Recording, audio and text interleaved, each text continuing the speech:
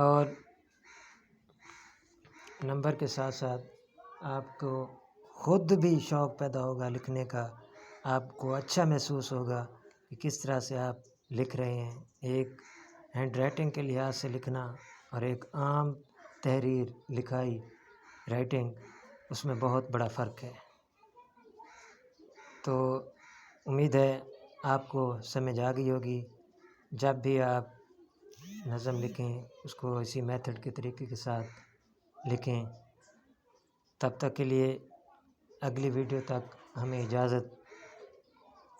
Channel کو subscribe کریں، video کو لائک کریں، شیئر کریں تاکہ دوسرے بچوں کا بھی فائدہ ہو، اور کمنٹ میں اپنی رائے دیں کہ اگلی ویڈیو ہم کون سی بنائیں۔